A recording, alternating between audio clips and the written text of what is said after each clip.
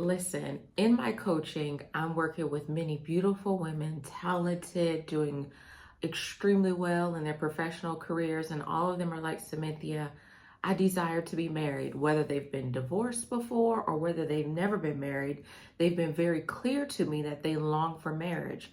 However, the dilemma that many of them have is that they don't want the traditional marriage, the marriage where they feel like they're over functioning, the marriage where they feel like all of the emotional labor and physical labor is on them.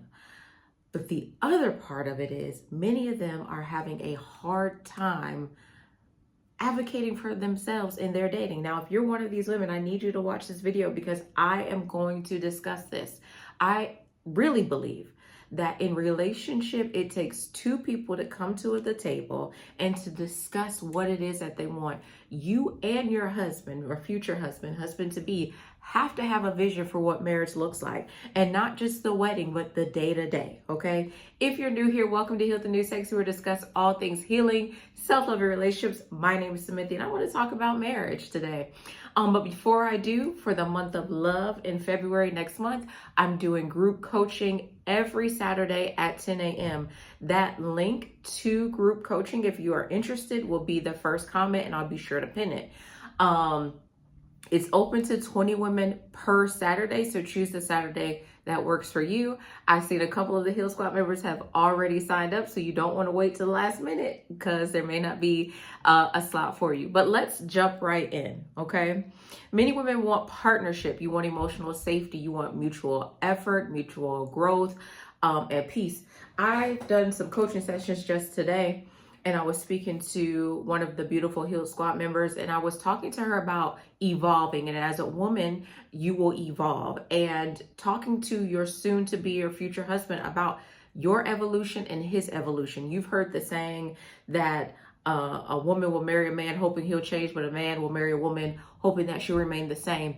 And something that I think is not articulated enough, especially as it relates to women, is that you are going to change and you're going to evolve, and you need to have an open and honest conversation about that. We fall in love sometimes with the present, but we have to understand that there is a future as it relates to us and how we show up. The Cynthia of today is not going to be the Cynthia of tomorrow. And whoever my husband is, he has to be ready to cultivate, right? The Cynthia of the today, so that she's going to be the wonderful woman of tomorrow. Okay. And that's the same for you, right? So when it comes to dating, I think many men, I haven't really met one man who is not going to tell you what he wants and how he wants it. But women, and I don't know if it's conditioning or we just don't feel confident enough, really don't come to the table discussing what it is that we want and need. I know many women who in coaching or in counseling don't advocate for themselves as it relates to what they want. And I've told you many a times, it's for you to teach that man how to treat you. And I think I did a video. I'll put it up here if I have. It's your responsibility to teach him how to treat you. It's your response. You are the manual for you, is what I told someone today. So you have to teach him what it is that you want, need, desire, and deserve. Okay. So let's start from the beginning. Many women today are standing in a very real tension. On one hand, yes, I desire marriage. On the other hand, I don't want a marriage where I disappear, overfunction, emotionally babysit, or silently endure. You can look at, for some of you, if your parents didn't have a healthy marriage, you can look at that relationship. You can look at the things that your mother had to endure, whether it was your father was verbally or physically, emotionally abusive, whether there was infidelity, or whether he was cold, he was emotionally distant, or maybe he was emotionally immature. So you saw that and you watched your mother endure that, and you're saying, I don't want that. Or maybe you've been married one time before, and the things that I discussed, you experienced. So you're saying, Cynthia, I want to be married, but I don't want my marriage to look like that. I don't want my marriage to be, I told a client this one time, I said, your husband has a very good marriage, but you don't. So many women are like, I want marriage. I want companionship. I want to grow with someone. I want someone that I can share my hopes and my dreams with. I want someone who I can share my secrets with. I want someone who is my best friend. but I want him to show up to the marriage the same way I'm willing to show up. I want to be vulnerable and I want him to be vulnerable. I want him to see me and to be compassionate. I want to experience a gentle love. I want romance, but I don't want the marriage that I've seen, witnessed, or that I lived through before, because that marriage wasn't healthy. That marriage just didn't make sense to me. That marriage, I had to suffer. Okay. And I did a video, was it late last year, about why Christian women give the worst advice? And I see this, and I'm going to say this, and I hope not to offend you, but if you want to argue with me, remember, I'm still going through, so be gentle, okay? Be gentle. I'm delicate. I'm medically fragile. I still got a doctor's note, okay? Okay, all right. And I haven't subscribed to this, and I'm not going to subscribe to it, okay? In the Christian streets, I see quite often women talking about that marriage is not supposed to make you happy. It's supposed to make you holy. And in there discussing this, I'm coming for something, and just say, ouch. Okay. In this, I see women feeling as if that when God gave them their husband, that they were supposed to suffer and endure. Do I believe that iron sharpens iron? Sure. Do I believe that it's a process to become one? Yes. But I don't believe that your good father, because we say he's a good father.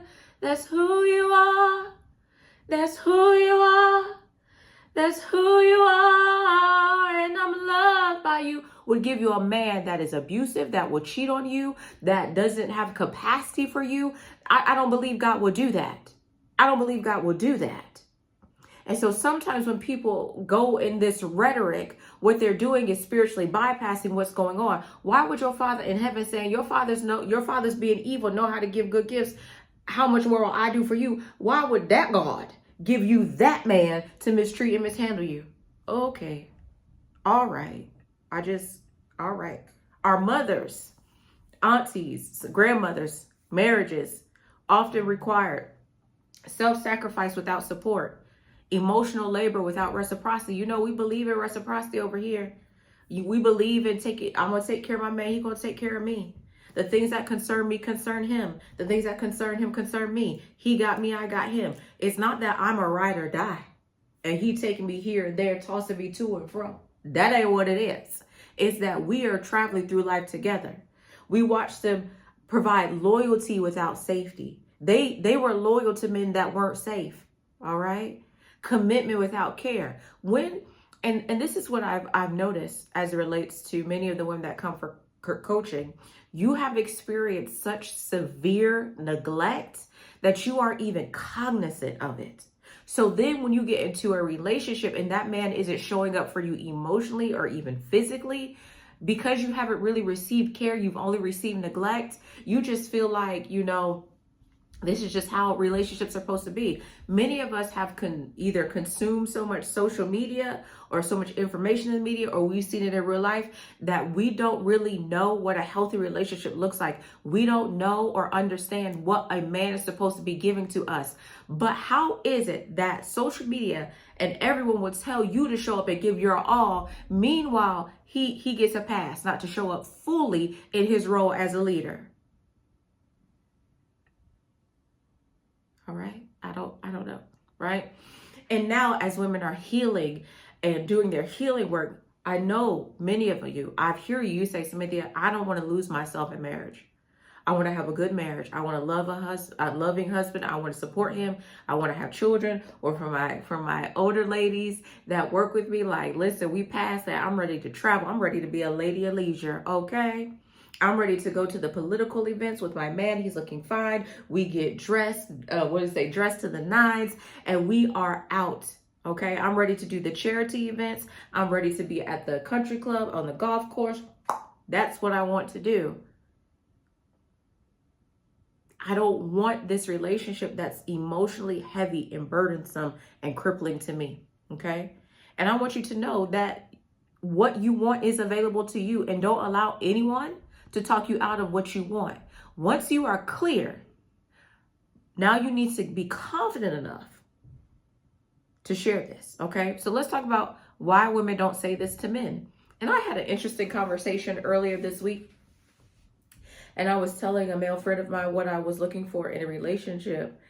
Now, he'd been married 900 years, forever. And and he was like, Cynthia, I can see that for you. I can, but other women, if they were to say that, they would be asking for too much. And I told him, I said, at this, and y'all, this is burn from radiation. If you're new here, I've gone through breast cancer. I just got done with radiation last month, and my skin is doing a thing. Every time I look and see that there, I'm like, oh my gosh, but that is a burn from radiation, y'all.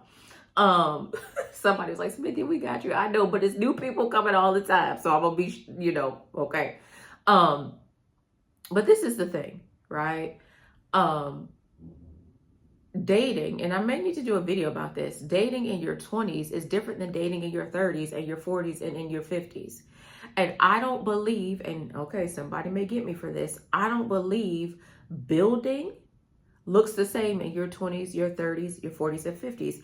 And I don't think how a man shows up should be the same when you're dating in your 20s, your 30s, your 40s, and your 50s. In your 20s, you can date for potential if he's in his 20s. Now, don't you be in your 20s and this man in his 40s and he talk about, But when y'all both in y'all 20s and y'all in college or whatever, yes, you can date for potential. Yes, you can even marry for potential in your 20s. Why? Because he hasn't had enough time to show some evidence of what it is that he's truly getting ready to produce. But I believe that once you get in these 30s and your 40s and your 50s, we got to date differently.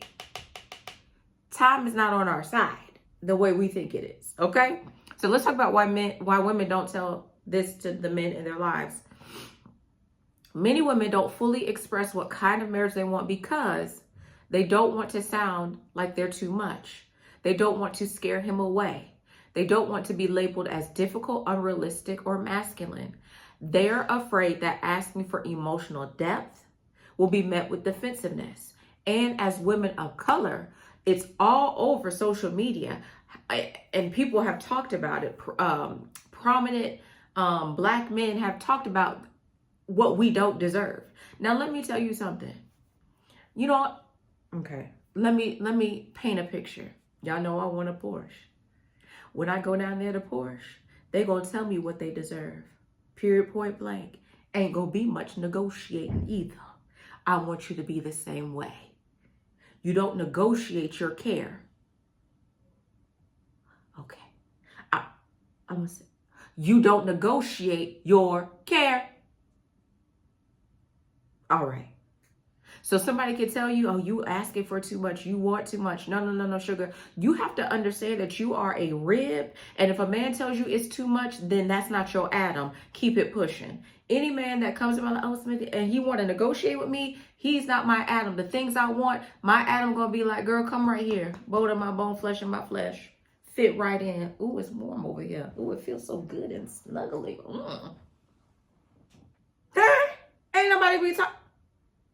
Ain't nobody negotiating with you about how to take care of me as a woman. I know what I need. You know what you need. Stop negotiating. That's called settling. Stop it. Don't let no man talk you out of what you need in order to be in a relationship. If it's too much for him, that ain't your Adam. Or your Boaz. And we don't really want no Boaz because he was old. And he died. He is dead. Okay. So instead of saying, I want a marriage where emotional presence is non-negotiable, some women will say, well, I'm easygoing. Okay. Right? Instead of saying, I want shared leadership, not silent resentment, some women say, I'm flexible. Now, let me tell you something. Y'all see how I show up on here?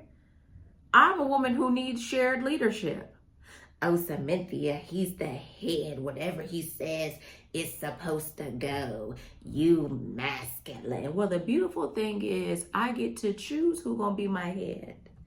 His big one and his little. I get to choose who I submit to. You get to choose who you submit to. And guess what? Submission is subjective. It looks very different. But some of us grew up where submission was actually a man who had no control of his life, so he controlled his woman and his children. Okay, eat me up in the comments. I got it. Okay, eat me up. So long story short, there's many women, you are not showing up in your fullness. Remember, we being authentic, okay? You aren't showing up because somewhere someone told you in your story that either you were too much or that you were not enough. So then when you get in relationship and you're talking about marriage, you are being honest about what it is that you want. But the right man gonna be like that song. What that song said? I got what you want.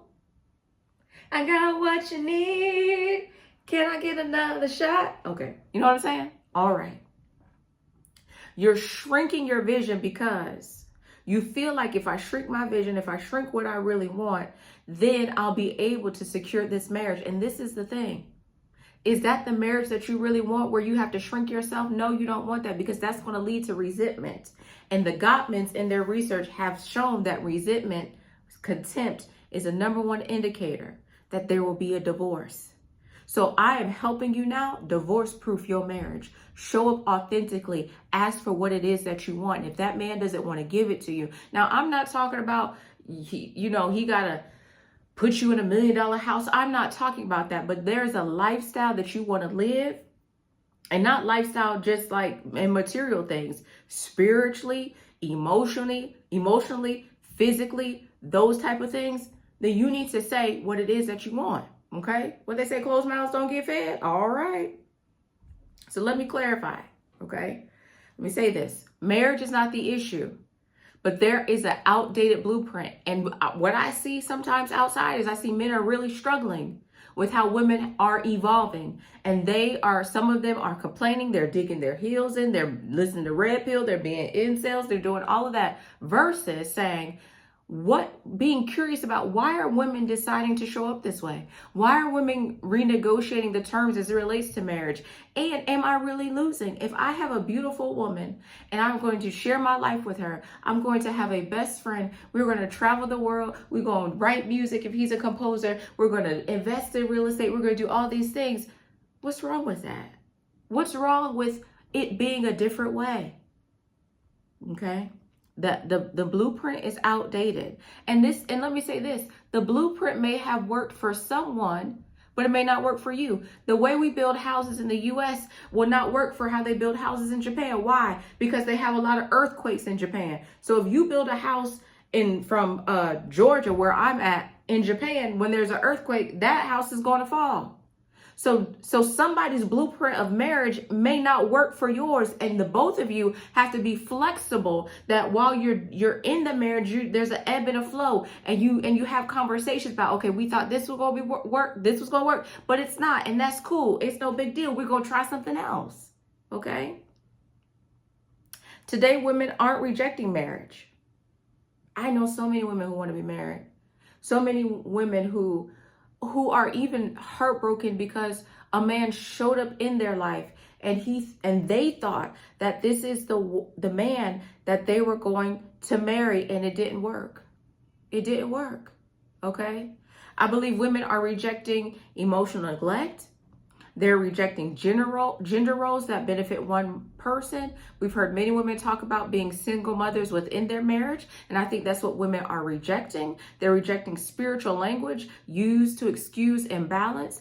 I remember the Dear Future podcast with the married, I think they're pastors, and she came on there talking about how she was ironing the man's clothes for him to go out to be with the side women, and then he told her, "I'm never gonna love you."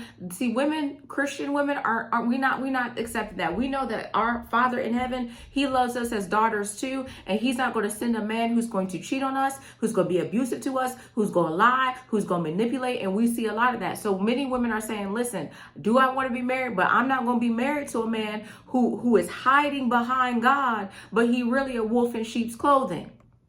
I'm not going to do it. And he's not going to use scripture like you're the weaker vessel or you're supposed to submit and you can't deny. He's not going to use that to mask his misogyny. We don't want that marriage. We want husbands that have true wisdom. We want husbands that are submitted to God, and they also have mentors here in the earth. So when something happens, that mentor can check them. Hey, you ain't handling your wife right. You ain't handling your wife right. Don't do that. Don't talk to her like that. If you disagree with her, you are supposed to have a conversation with her. You're supposed to get along with her with understanding. No. Don't handle God's daughter like that. She's called. There's an anointing on her too. There's things she wrestles with too. You need to be patient with her. My church has a thing, a program for men called Made Men. I love it. Whenever I see those men graduate, it warms my heart. Sometimes I'm like, Lord, I need me a made man, because I know, oh, okay, you would. I think it's either 12 or 16 weeks they go through, right? He done went through all of that good training. All right. Right? Women are rejecting that, the idea that endurance equals virtue. Why is it in our shaping as it relates to relationships that we've been taught that we have to endure so much? I was doing a therapy session. I remember working with someone and she was like, I was taught that you got to fight for your relationship. You got to fight for your relationship. And I said, but is he fighting? You're fighting, but he's doing what he wants to do. The question is why? The question is, why have you internalized that you got to fight and you got to hold on? I'm going to ask you another question. Why are you waiting for that man to change? Why are you giving him so much time to change and to show up differently? Why aren't you respecting his behavior? Over here, we respect his behavior. If he decides to show up like that man, whatever that is in your relationship that's causing you hurt and pain and damage and distress, we respect that and we move on. We're not waiting for him to change. He don't want to change. Okay? I want you to know that you're not asking for too much. You're asking for mutuality in the relationship. And that feels threatening to people who have benefited from the imbalance. And what we're seeing here in the nation I live in is we're seeing a lot of imbalance. There has been imbalance. And when you fight against imbalance, that's why there are a lot of things rising up. That's why we had the red pill. That's why we have the incels. Because they're not looking for a balance of power. They're looking to be able to treat you the way they want to treat you and for you to accept it.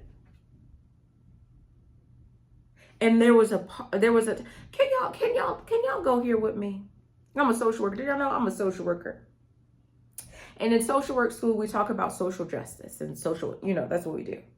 But if you look at the laws, how many laws do we have that or have had against men, right?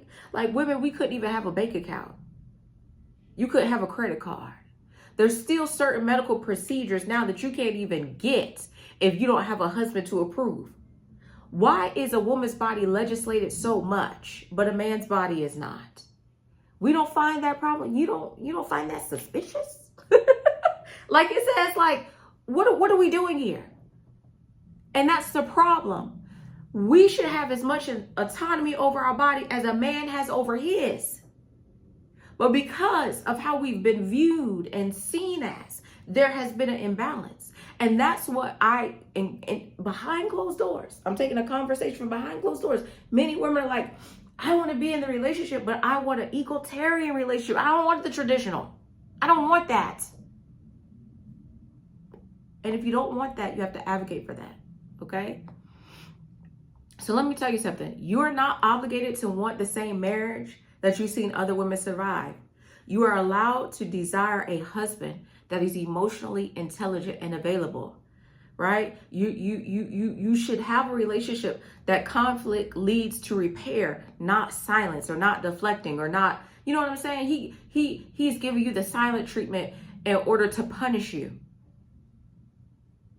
You deserve a relationship where you don't have to perform strength to be respected. Why we have to be the strongest one in the relationship? I'm not being no strong soldier. I'm not doing it. And you shouldn't either. Okay? You deserve a marriage that supports your nervous system, but it doesn't drain it. Why your husband trigger you? Or you hear about...